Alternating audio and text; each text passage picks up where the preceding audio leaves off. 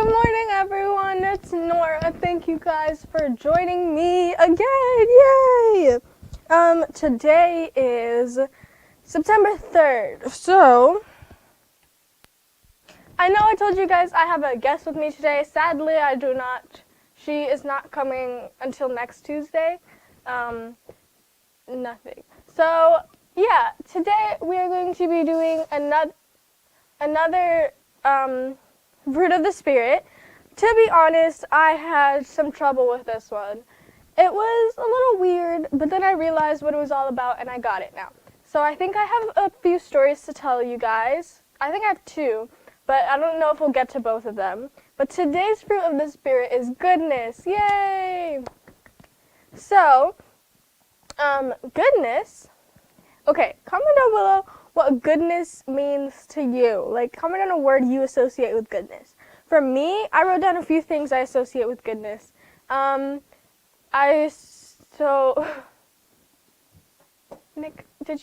why does the camera look like that? Sorry, goodness for me is being obedient, being kind to others, listening to adults, not being selfish, etc. But what does the Bible say about goodness? So, that's my perception of goodness. It's being nice, it's being obedient, it's listening. Because, when you're good, you're a good student. A good student would be someone who listens, someone who obeys the teacher, you know what I mean? But a bad student would be not a bad student, but a not good student would be someone who doesn't listen, doesn't obey, doesn't do their work. So that's what I think goodness is. Comment down below what you think goodness is. So, Galatians 6:10 says, "Therefore, as we have opportunity, let us do good to all people, especially those who belong to the family of believers." Now, if you don't understand what this verse means, okay, so goodness kind of ties in with love and kindness and peace and patience. It ties in with all of it, to be honest. So yeah, I think the thing it most ties in with, though, is kindness to me. That's what I think. I think goodness and kindness are very alike. So the verse Galatians 6:10, it means that no matter what, we must be good towards people because the virtue of goodness causes us to be good towards strangers, friends, family, God, and yourself. Listen to adults because being disobedient isn't goodness. So I know it's hard for us to try and listen to our parents because sometimes what they're asking for is a little too much, or maybe they may be annoying you, or they're upsetting you. But it's important that we obey them no matter what because, to be honest, they know what's best for us. It's not like we experience that much stuff yet. They experience most. So that's why, goodness, please obey your parents. So the stories I have for today shows goodness in a different way. It shows what happens when you obey God and what happens when you're good with, it shows God's goodness. It shows your goodness towards God, and that's what I'm going to be teaching you guys today. Is how you're supposed to be good towards God. So I'm actually going to be telling you every day. I'm telling you my favorite stories. So I'm going to be telling you my favorite. What are you doing? Today I'm going to be telling you my favorite stories. I've been telling you my favorite stories. So I'm sorry, Nick is distracting me. Anyways, back to what I was saying. I'm going to be teaching you guys how to use your virtue of goodness towards God, towards other people, and towards yourself. Also, especially towards God, because God is the most important one. And when you obey God,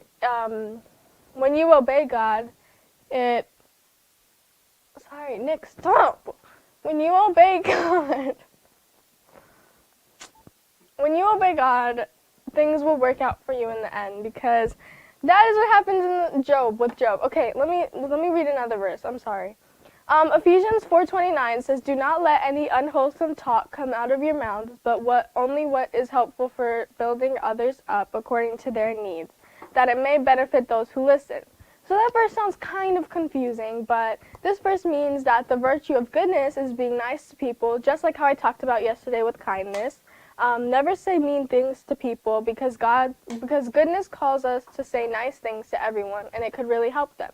So I kind of talked about that yesterday with kindness, but goodness is more like being obedient towards what the word says, being kind to others because the word says to be kind to others, and just, you know, and being obedient to your parents. So, today we're going to be talking about Job, which I'm really excited for. Job and his troubles. So Job was a very good man who was really good, constantly obeyed God. I would say the fruit of the Spirit he enhanced the most was probably goodness. So Job was a rich and happy man with a wife and 10 children and lots of animals. Dang, 10 children. That's a lot of children. Imagine you having 9 siblings. That would be a lot. Anyways, but despite his wealth and good fortune, Job did not boast or brag. So usually when we have a lot of things, we would want to show it off and we would want to brag about it. We would want to boast about it. But that was not Job. Job had a lot of things. However, he did not want to boast about it or brag about it. So he was a keyword good. He was a good, kind man who loved God with all his heart. So goodness to him was loving God with all his heart and obeying God. And so God, I don't know, God confuses me sometimes because even though this man was so good, he still put him to the test, which was so funny. Well, even though this man was so good, God put him to the test, which was really funny to me.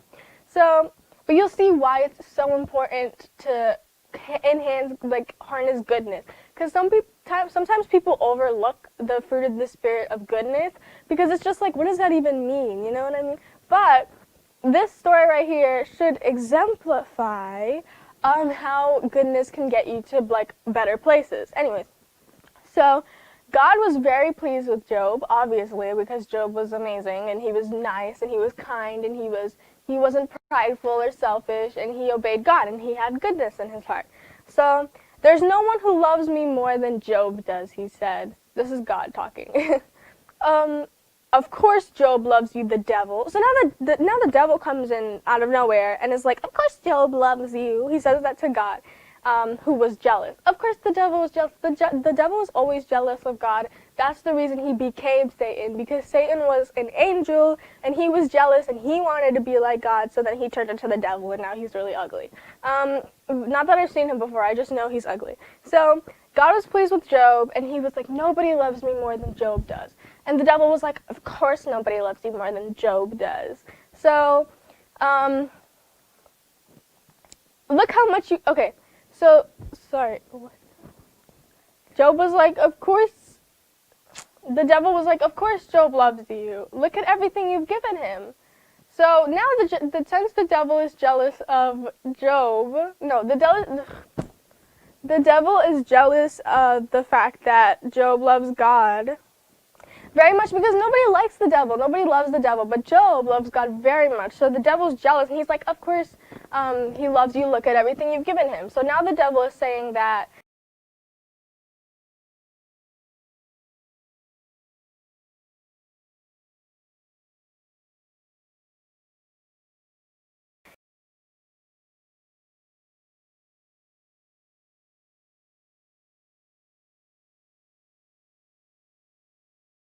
he only has good.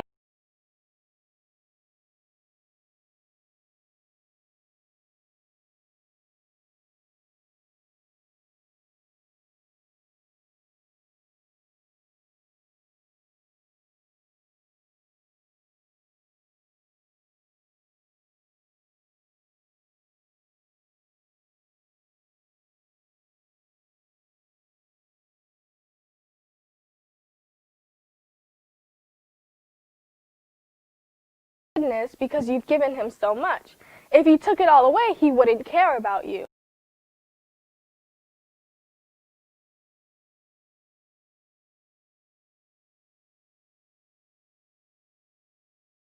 Is now like, nope, you're not gonna mess with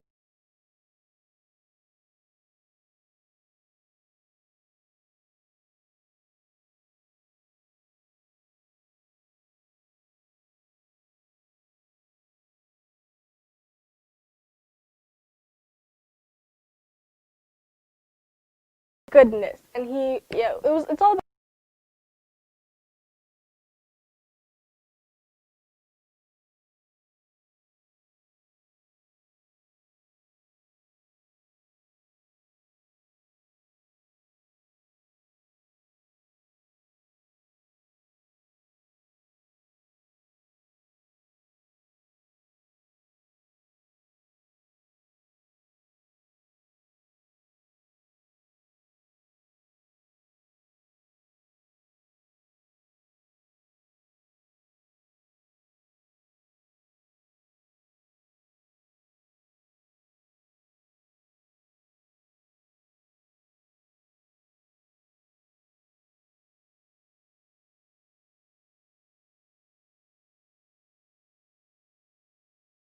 But little does the devil know that Job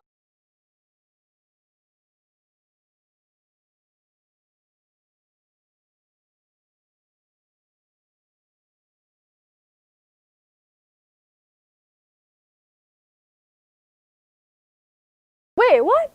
I'm sorry, Job did not blame God. I would blame God. I know that if I had a good life and I loved God with all my heart, and instead of being able to live on my life loving God and having all my stuff dies, and I don't know what happened, how that happened, but I'm still not going to blame God. I would probably blame God, honestly. However, Job, his goodness in his heart and his love for God made him not blame God. But Job did not blame God. And then he said, Lord, you gave me everything I had, and now you have seen fit to take it away. The devil was furious because now the devil thinks that because if he takes everything away from Job, then he's not going to love God anymore. But Job, as like a rebuttal, he's like, haha, devil, look at this. Hey God, I still love you. It's not your fault. If you decided to take it away, it has to be for a reason. Like, imagine being able to have as much goodness in you as Job. I want to. I can't. I don't. For a fact, I don't. And I'm trying. Well, I try sometimes because it's just hard not to blame God for bad things that happen to us. But we all know that he's good to us, and we need to be good to him. And if he takes something away from us, it has to be for a reason. So anyways, the devil took all of his stuff away from him, and he still didn't blame God. He still loved God, and he was still good. So the devil was really mad about this, obviously. And he said, Job would soon change his mind if he was hurt, he cried. So he gave Job a terrible and painful illness. But still, Job trusted God. So now, after taking away all of his stuff, the devil then gives him a bad illness. I'm not too sure what it is. I don't know. In the picture, it looks like he has spots all over his body. And it was painful, and it was terrible. And still, Job trusted God. He trusted in God. He loved God. He had goodness towards God. He was good. He didn't have any resentment, which was crazy because I feel like if I had everything, if you had everything and God, it was God, it was the devil, but God let the devil do it because God knew that Job would stay the same. So, and then God takes it all away, and I would be mad if God took all my stuff that I loved away. If he took my home and he took my mom and dad away, I don't really care about my brother, but if he took my my toys away and my art supplies away, then I would be upset and I would blame him and I would be like, God, why did you do that to me? I hate you now. Like, well, I wouldn't say I hate you, but like, I'd be like, I don't like you now. What's wrong with you? You gave me everything. I trusted in you. I was good to you, and you still took it all away. However, Job's first instance was to say that he did it for a reason. It was to say that I trust in you because you do all of this for a reason, and it's not your fault. So I wouldn't be able to do that, but I guess the goodness in Job's heart is so much more than we have, but that's why we have to practice it and try and get more in our heart. So finally, 3 friends came to visit Job. God does not punish people for no reason, they said. You must have done something very wicked. Ask God to forgive you. So now his friends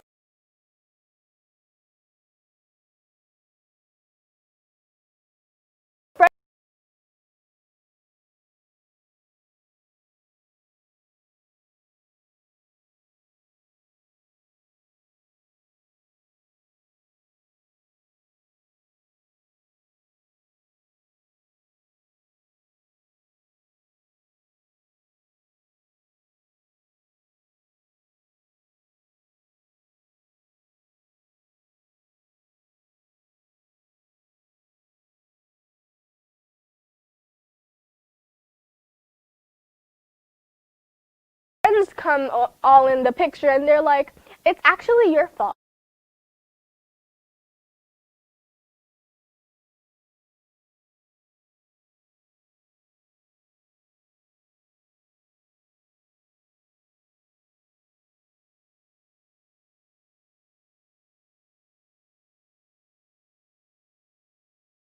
Almighty, question mark? So now he's like, why are you questioning me?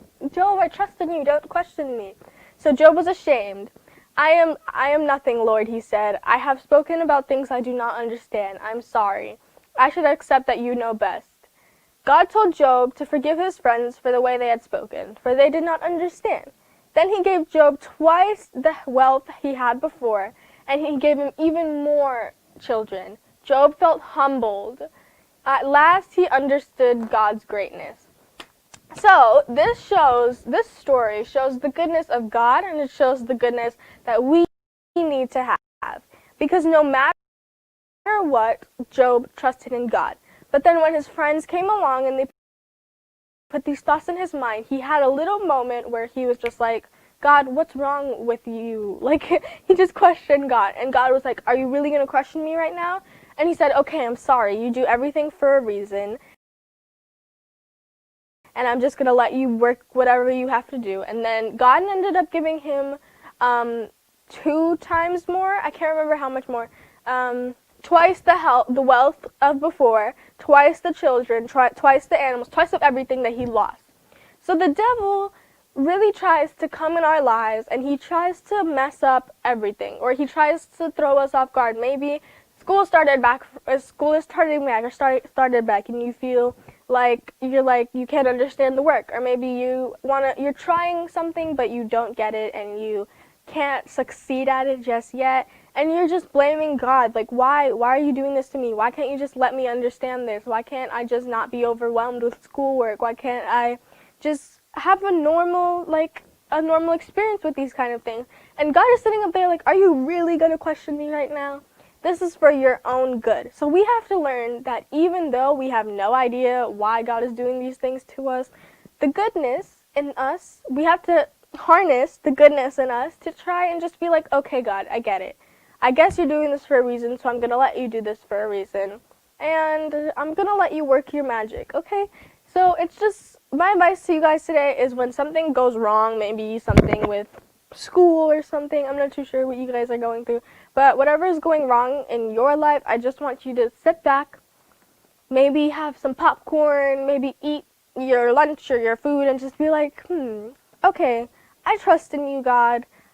You got this. I'm just going to sit here. Just please help me as much as you can. But whatever you're doing with me right now, I know it's for a good reason. Boom! You are now Job. And we all need to aspire to be like Job today. I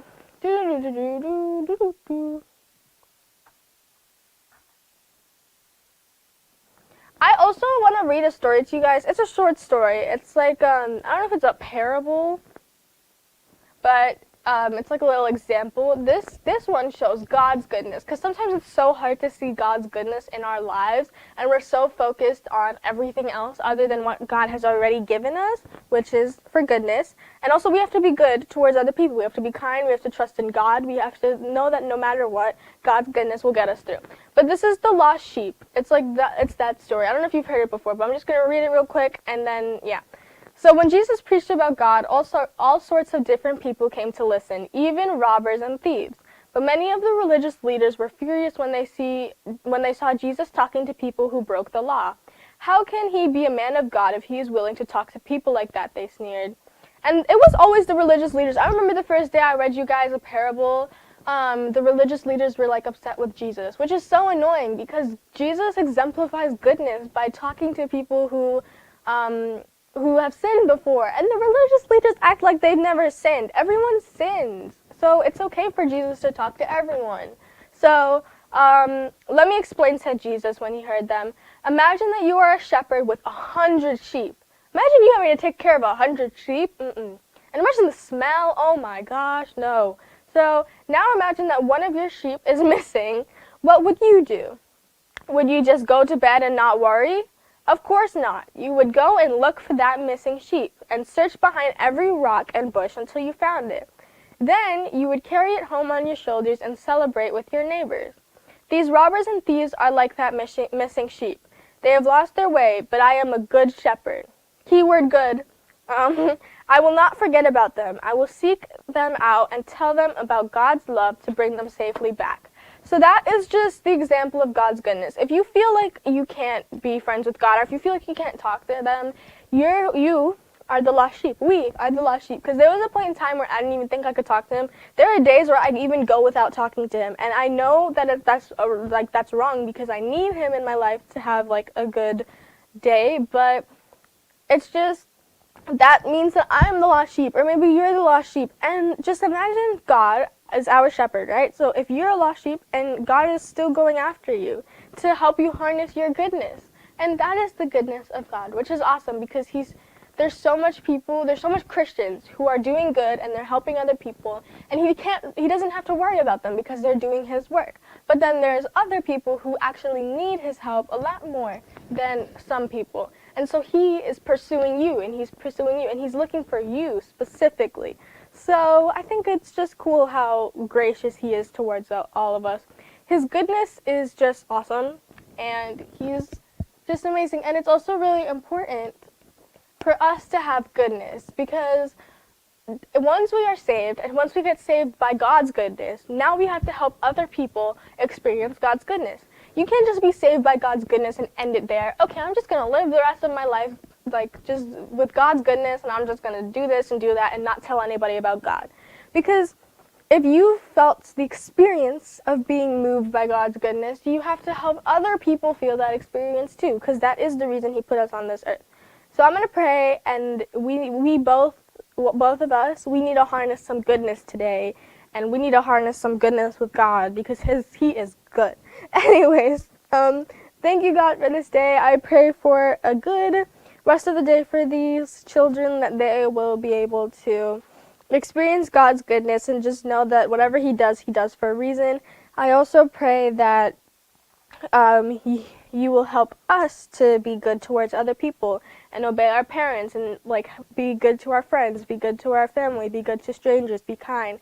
I pray that even though it's kind of a complicated fruit of the Spirit, we will all be able to harness it today. In Jesus' name I pray, amen. I don't know if I have another verse or not. I don't think so. So yeah, just little reminders. Don't talk bad about people. Don't gossip. That's mean. Only gossip with God. I think that's the only person you can gossip with. It's with God. However, with other people, don't do that. That's not being good.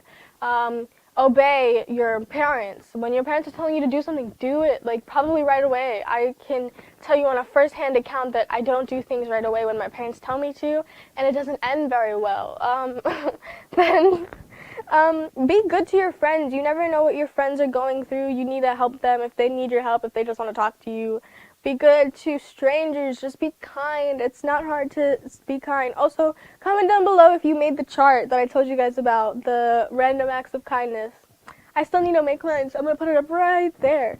But yeah, just be kind to everybody. And lastly, the last thing that you should take away from today's stories is that there's only one person that will forever be good to us, and that is God. Because there could be people around us that are good to us. Our family's good to us. But they won't be good to us forever. I'm just saying. But like, I mean, they will. But like, let me stop. Okay. But God's goodness is eternal, like forever. So that's why it's important for us to realize that He is good to us, and He exemplifies goodness the best, and we need to listen to Him. We also need to trust Him in everything He does and everything we do, and we're just like, why is this not working out? It's because it's happening for a reason. Anyways, so I'm going to talk about it later today, because we're done for today. Today was a little distracting. I'm so sorry. Also, tomorrow we're going to be talking about love, joy, peace, patience, kindness, goodness, faithfulness. Tomorrow's Friday. Tomorrow we're talking about faithfulness. I'm so excited for that.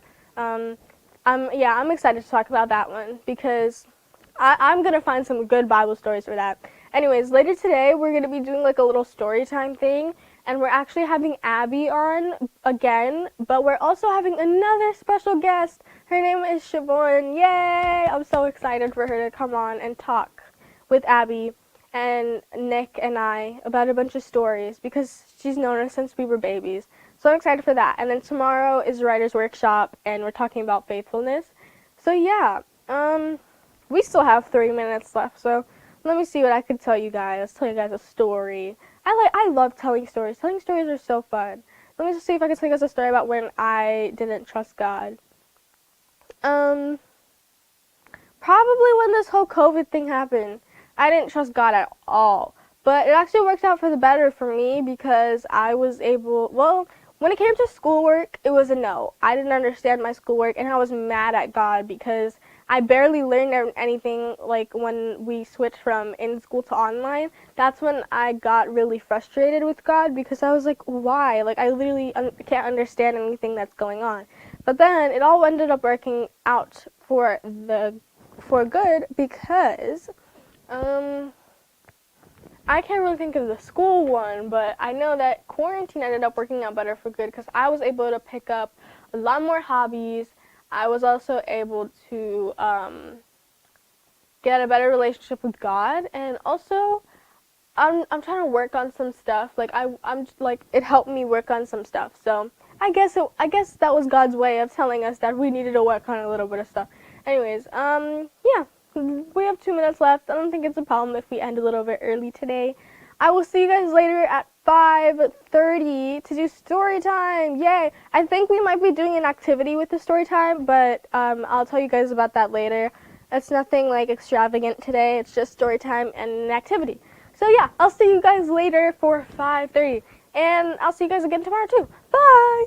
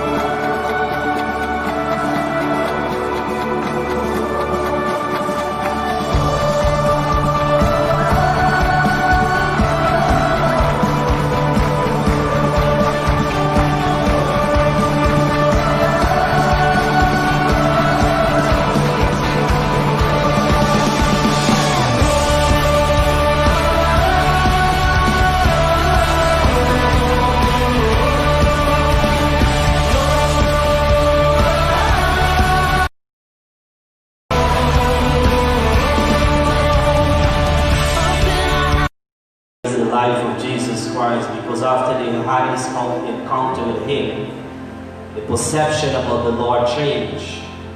And I believe today that sometimes it's really an encounter with God that will change the way we think, the way we walk, the way how we act and behave.